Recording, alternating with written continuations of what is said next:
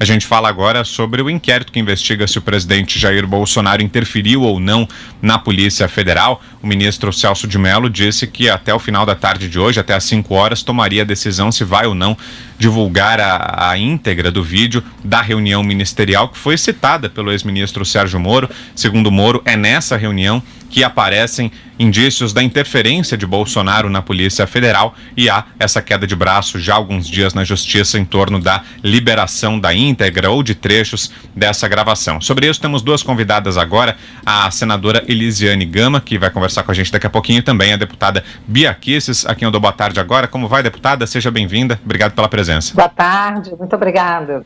Ô, deputada, queria começar falando com a senhora a respeito de uma nota que foi divulgada agora há pouco pelo ministro Augusto Heleno, general, ministro-chefe do GSI, que está repercutindo bastante. Ele falava sobre um pedido que foi feito por alguns partidos de oposição para que seja apreendido o celular do presidente Jair Bolsonaro, e aí o ministro Celso de Mello, que é relator desse caso, pediu à Procuradoria-Geral da República que se posicione sobre isso. Mas o ministro general Heleno divulgou uma nota dizendo que esse pedido de apreensão do celular do presidente é inconcebível e até certo ponto inacreditável. E aí ele finaliza a nota dizendo que o Gabinete de Segurança Institucional da Presidência alerta as autoridades constituídas que tal atitude é uma evidente tentativa de comprometer a harmonia entre os poderes e que poderá ter consequências imprevisíveis para a estabilidade nacional.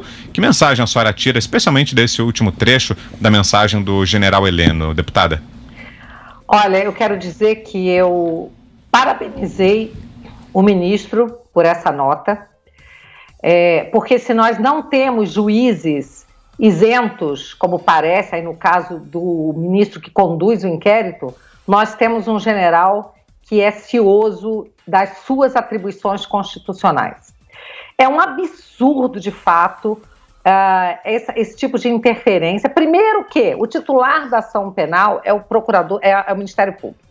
Somente o Procurador-Geral da República poderia requerer tal providência, e não parlamentares. Eles não têm a menor legitimidade para isso, e nem o ministro tem. E o Procurador-Geral Aras tem demonstrado que ele não concorda com esse tipo de abuso. Ele já indeferiu outros pedidos abusivos. O presidente Bolsonaro, ele tem direito ao sigilo do seu telefone, tá? Imagina você que o advogado do Adélio Bispo, que é o advogado de um criminoso, teve a quebra do seu celular, a quebra do sigilo do seu celular, do seu telefone, proibida pela justiça, porque a relação advogado e o seu cliente está sob o manto do sigilo profissional. Agora imagine o presidente da República com os seus ministros, as conversas dele com ministros. Não é só um sigilo aí que existe entre advogado e cliente, é um sigilo que visa a resguardar, inclusive, a segurança nacional. Então, isso é tão abusivo que o ministro está fazendo, o ministro Celso de Mello, que eu acho que o AGU já deveria, inclusive, solicitar, requerer a suspeição do ministro para continuar a conduzir esse inquérito. Senadora Elisiane Gama, boa tarde a senhora, seja bem-vinda também. Faço a mesma pergunta, o que a senhora achou aí a respeito dessa nota divulgada pelo general Heleno e se concorda com a avaliação da deputada Bia Kicis? É de fato uma postura abusiva do ministro Celso de Mello ou não, senadora? Boa tarde. Boa tarde, satisfação estar conversando aqui com todos vocês, né? Lhe cumprimentar a todos realmente que estão nos acompanhando. Primeiramente, nós precisamos entender que as instituições, elas estão acima, né, de qualquer pessoa, inclusive do ponto de vista da presidência da República. A nota do ministro do GSI, para mim, ela é precipitada, ao mesmo tempo ela é preocupante, né? Nós precisamos entender, primeiramente, que nós tivemos um pedido da PGR, a PGR, de fato, como titular da ação, foi pedido essa autorização para que houvesse, de fato, a apreensão deste aparelho celular, que será muito importante e fundamental para toda uma investigação que está sendo feita hoje no Superior, no STF. E é muito bom que a gente lembre que este é o foro para fazer a investigação do presidente da República. Ninguém está acima da lei, ninguém está fora e aí, portanto, incólume de qualquer processo de investigação. Eu acho que a nota ela é muito temerária, ela é preocupante, ela traz uma instabilidade entre as instituições.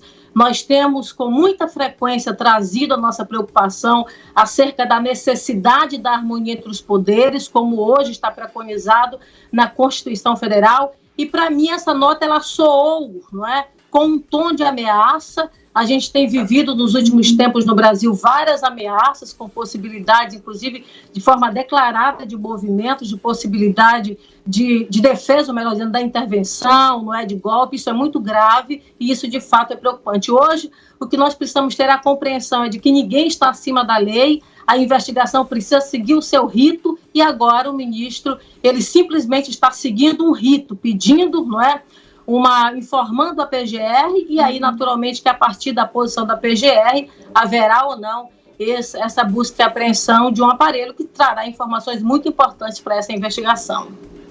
Paulo. Eu queria insistir com a senadora. Senadora, boa tarde. Me permita fazer algumas observações nessa sua fala, né? Esse rito realmente é um rito tradicional, comum, que a gente vê sendo feito. Eu só queria fazer um adendo nessa sua fala. É um rito tradicional, mas se trata de um presidente da República. Pela primeira vez na história da República Democrática Brasileira, nós temos um pedido desses de um celular de um presidente da República. E aí eu queria fazer uma avaliação junto da senhora do seguinte: nós tivemos ex-presidentes da República, vou citar aqui um mais recente, o próprio Michel Temer. Eu não sei se a senhora se lembra daquela frase do Michel Temer: tem que manter isso aí. Isso, pelo menos para mim, senador, é muito mais grave, muito mais claro do que todas essas supostas aí questões que estão envolvendo o presidente Bolsonaro. Eu discordo da senhora no ponto de que é um trâmite absolutamente burocrático normal. Nesse ponto da burocracia, sim, mas a gente sabe muito bem que isso é um ato político. Nós estamos lidando com o celular do presidente da República. Isso, querendo, não querendo, eu não estou entrando no mérito se o presidente da República é culpado, se ele é inocente. Eu quero que as coisas sejam absolutamente investigadas, esclarecidas e transparentes para a população. Mas, ao mesmo tempo, eu, como democrata, tenho que olhar esta situação e esse avanço do judiciário, que já vem durante muito tempo, a senhora sabe muito bem disso, são várias as ações e dia após dia há um avanço do judiciário sobre outros poderes, no caso, o poder executivo. E me preocupa, senadora, as pessoas querendo não enxergar isso, porque hoje é com o presidente Jair Bolsonaro, amanhã pode ser com o presidente do seu próprio partido, senadora. Eu acredito que nós temos que defender, como a senhora bem disse, as instituições, sem sombra de dúvida, o processo democrático brasileiro. Mas o que foi feito, é importante a gente pontuar isso, na minha modesta avaliação, humilde opinião, é um avanço do judiciário sem clarezas absolutas de toda essa história. E se nós formos comparar o que está acontecendo hoje com o passado, o Brasil teve evidências muito mais claras e nenhum celular de nenhum presidente da República sofreu esse tipo de trâmite burocrático que nós estamos vendo agora. Então eu gostaria muito de ouvir a opinião da senhora e que a senhora comentasse principalmente esse passado brasileiro, né? Por que então isso não foi feito antes? Veja bem, o limite do Estado Democrático de Direito é a Constituição. Então, você coloca a sua posição de que é uma decisão política, é uma decisão que está seguindo um rito constitucional. O ministro Celso de Mello busca a PGR, que é a titular desta ação, para saber se procede ou não com a busca e apreensão desse aparelho celular. Quando a gente fala que é um ato, não é novo, que é um fato novo que está acontecendo, nós temos tantos fatos novos acontecendo. Nunca na história do Brasil, nenhum presidente da República participou de atos antidemocráticos. Nós tivemos agora a presença do presidente Bolsonaro em vários desses atos, inclusive. Então, isso também é um fato novo. Quando a gente fala, por exemplo, do ex-presidente Michel Temer, é muito bom que se lembre que naquele momento, quando a PGR fez um pedido para a Câmara dos Deputados para fazer a investigação por alguns atos, inclusive a investigação se tratava de corrupção passiva, formação de quadrilha e outros crimes mais, houve uma votação na Câmara dos Deputados e a Câmara dos Deputados não autorizou, mas naquele momento não houve nenhuma ação por parte do governo trazendo ameaças, não vi naquele momento algo dessa natureza. Então, Não, a gente não pode, por exemplo, numa situação que nós estamos vivendo, imaginar que as pessoas estão acima da lei, nem o presidente está acima da lei.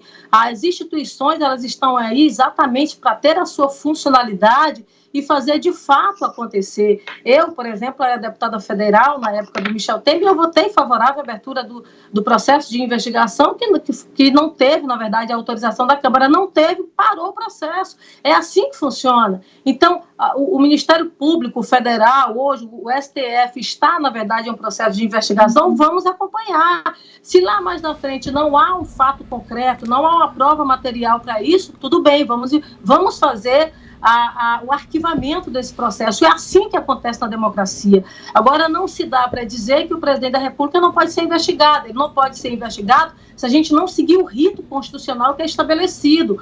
Qualquer crime que é cometido pelo presidente, no momento em que ele está no mandato, esse crime ele é passível de investigação. É isso que a Constituição Federal diz, não é? E o que nós estamos investigando é algo que, em tese, aconteceu dentro do transcurso do seu governo. Então, é esse sentimento que nós precisamos ter, e aí não é uma questão política. Claro, amanhã pode ser eu, pode ser meu presidente, pode ser qualquer uma outra pessoa, mas a defesa intransigente da funcionalidade do processo de investigação das instituições é algo que realmente nós precisamos fazer. É isso que nos garante a democracia brasileira, o direito ao contraditório, o direito à ampla defesa. E é exatamente esses princípios que nós estamos aqui defendendo. Sim, mas, senadora, eu só queria pontuar, antes de passar a palavra para a deputada Bia Kicis, que eu não disse de maneira nenhuma que o presidente não pode ser investigado. Não é isso. Eu defendo que haja investigação, sim, é claro.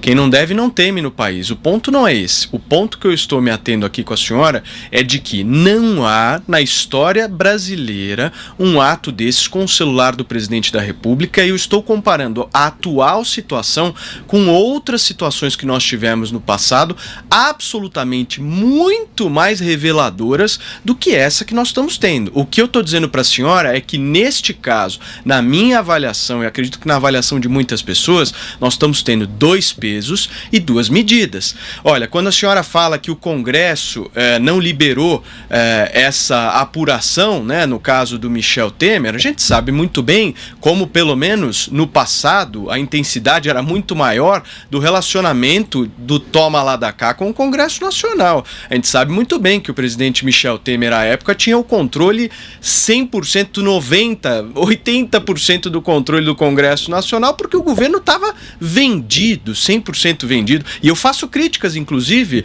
senadora, ao presidente Bolsonaro com esse relacionamento com o Centrão. Quem me acompanha sabe muito bem disso. Então, nós precisamos enxergar, mais uma vez, as instituições de uma maneira equilibrada. O que está acontecendo hoje, infelizmente, é um avanço do judiciário. E escreva o que eu estou dizendo, senadora. Mais uma vez, uma hora pode ser com a senhora. E isso é muito sério. A gente precisa, de todas as maneiras, expor isso. Se a senhora quiser fazer um minuto aí de comentário sobre o que eu falei, para eu passar em seguida para a deputada Bia. Não, é reafirmar, Paulo, exatamente o que eu coloco. Eu acho que ninguém está imune ao processo de investigação. A busca de um aparelho, o mandado de busca e apreensão, ele faz parte dessa primeira fase em que o STF está com esta investigação, né, com este inquérito. Então, eu vejo que isso deve ser, sim, considerado.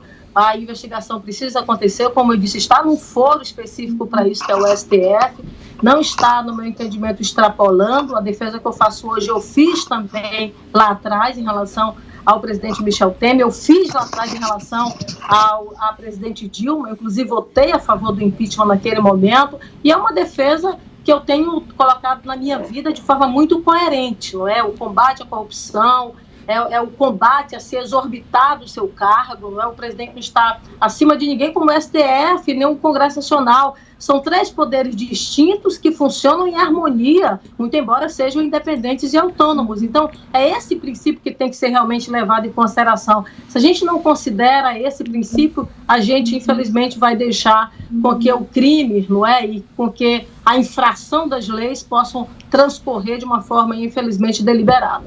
Paulo, sua pergunta agora para a deputada Bia Kicis. Eu queria fazer a mesma pergunta, não sei se a deputada Bia ouviu, se puder responder. Mas você pode só repetir para mim, porque você fez 2 perguntas para ela, só o que eu, assim, objetivamente. Não, objetivamente, deputada, eu quero que a senhora faça uma avaliação desse avanço do judiciário.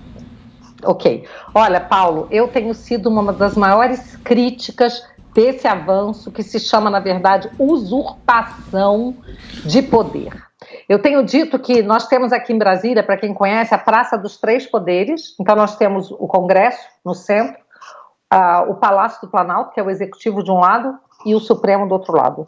Eu tenho dito que o Supremo tem atravessado a Praça dos Três Poderes para usurpar competência do Legislativo, e eu tenho reclamado muito da covardia de muitos colegas que não se importam, ou seja covardia, seja apatia, o que for, que não se importam de ter a nossa competência legislativa usurpada pelo Supremo com seu ativismo judicial cada vez maior, a ponto do Supremo criar crime. Tá? Então, isso é um absurdo. E o Supremo agora também está atravessando ainda mais a praça e usurpando competência do Poder Executivo, como, por exemplo, na questão da nomeação do diretor-geral da Polícia Federal, que é de competência privativa do presidente da República, e o Supremo suspendeu. Diferente do caso lá da nomeação do Lula, em que ali já havia provas de que ele estava sendo nomeado ministro-chefe da Casa Civil para obstruir a justiça. Então o ato era ilegal porque havia um desvio de finalidade, era nulo. E o judiciário ele se apresenta nessa hora, quando há um ato nulo, ele não pode entrar na conveniência do ato. No caso do diretor, ele entrou em questões subjetivas, se é amigo, se é conhecido, se o presidente confia, se não confia.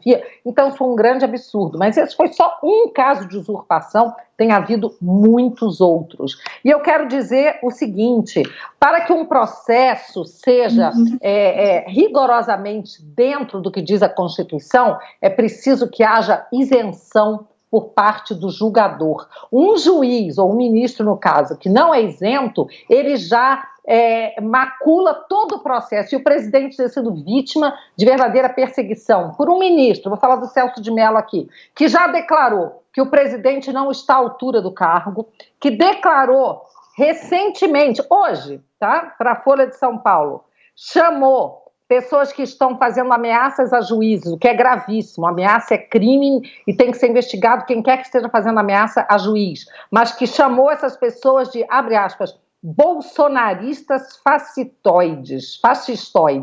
Então, ele já presume que quem esteja fazendo ameaça a juiz seja primeiro bolsonarista, que seja adepto, aliado, né, ao presidente Bolsonaro, e chama de fascistoide. Então isso já tira completamente a isenção, já demonstra, como já demonstrou em várias outras ocasiões, né, que eu saiba, o celular do ministro Moro não pôde ser investigado.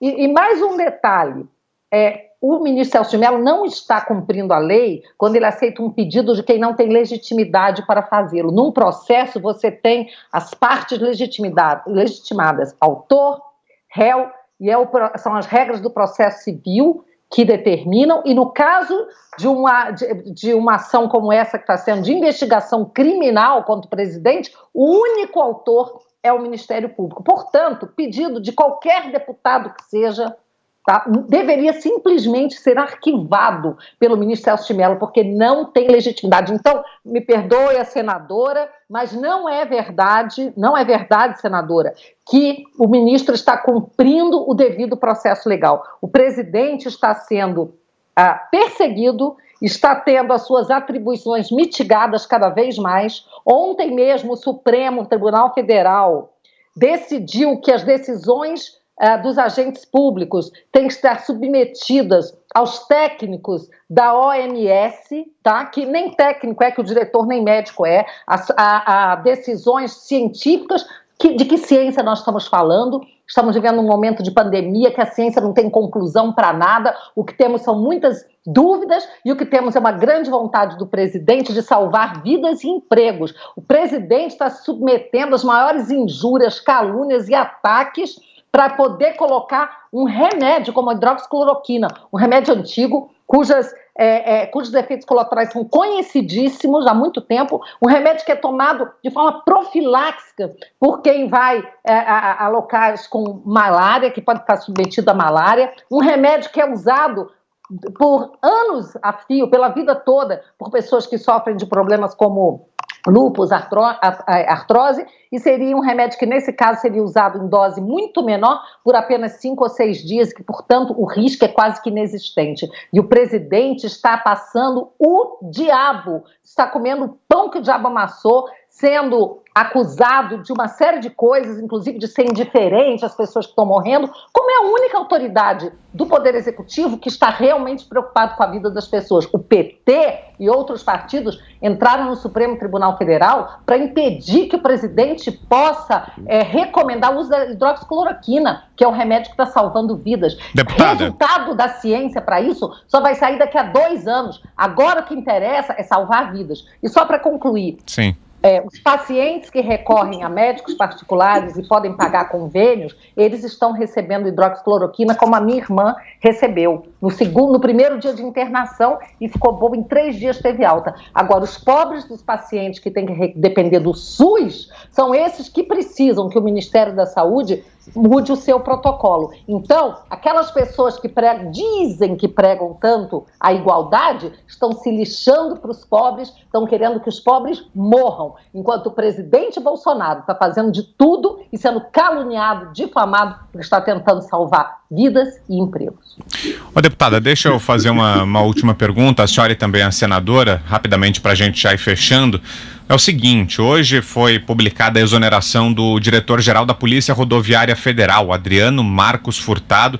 Ele teve um atrito ali com o presidente Jair Bolsonaro, porque o presidente ficou muito insatisfeito pelo fato de a Polícia Rodoviária ter divulgado uma nota lamentando que um policial rodoviário tinha morrido de Covid-19. E o presidente Bolsonaro achou que foi um tom alarmista, que não havia a necessidade de ser prestada aquela homenagem pela PRF. Hoje veio a exoneração dele. Também nessa semana a gente teve a saída da atriz Regina Duarte da Secretaria de Cultura. Ela tinha ela não foi avisada, na verdade, da volta de um diretor da Funarte, o Dante Mantovani, o maestro, enfim, são alguns exemplos de decisões em que o presidente Jair Bolsonaro toma a iniciativa, mas os subordinados dele acabam nem ficando sabendo.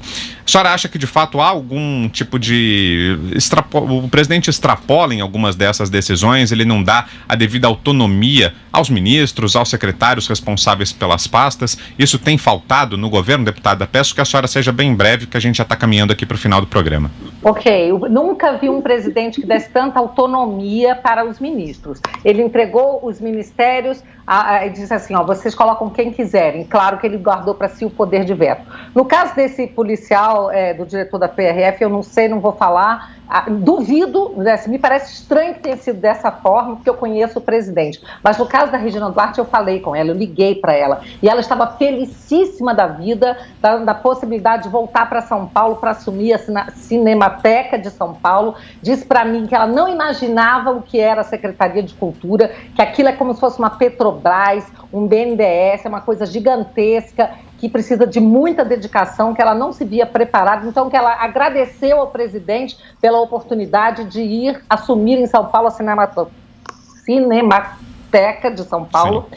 Está feliz, conversei com ela, por isso eu posso afirmar, tá? E ela gravou um vídeo com o presidente, os dois brincando ali no palácio, quer dizer, não há a menor animosidade, não tem nada a ver com o Dante Mantovani, a saída dela, tem a ver até com o entendimento entre ela e o presidente de forma muito respeitosa. E eu desejo muita sorte a Regina Duarte nessa nova empreitada, ela é uma mulher guerreira de fé e eu a aprecio muito. Senadora, rapidamente. Eu acho que a autonomia administrativa ela tem que ser respeitada, ela tem que ser realmente levada em consideração até pelo bem da administração pública, isso é fundamental para que a gente alcance grandes resultados. Eu acho que quando o presidente não respeita isso, ele acaba inviabilizando ações importantes para a população brasileira. E eu quero falar aqui bem especificamente sobre a Regina Duarte. Eu tive com a Regina Duarte, fiz uma visita a ela, eu com mais várias outras amigas senadoras. Assim que ela assumiu o ministério, estivemos presentes com ela, mesmo sendo de um bloco mais independente de oposição ao governo, para manifestar apoio à cultura brasileira e também apoio a uma mulher que estava assumindo um cargo estratégico no governo federal, considerando exatamente a nossa ausência de mulheres neste governo. E a gente viu, eu tive a primeira vez o contato com a Regina, a gente via a alma dela, uma pessoa que tinha um coração muito generoso, não é? Uma boa vontade realmente de fazer alguma coisa pelo governo, mas ao mesmo tempo também eu senti logo após sair daquela reunião de que ela sofreria muito pelos seus posicionamentos e as suas convicções dentro deste governo. E a gente viu que nas semanas seguintes ela começou a ser levada a sair do governo. Perfeito. Né? Às vezes você tem uma decisão de sair, às vezes você é obrigado a sair. Eu acho que a Regina, ela foi obrigada a sair de uma secretaria e para mim foi algo muito triste. Eu acho que a Regina, ela foi apequenada neste governo e isso é muito ruim, sobretudo para nós que somos mulheres do nosso país. Agradeço aqui a senadora Elisiane Gama, também a deputada Bia Kicis, que estiveram com a gente. Muito obrigado às duas pela presença.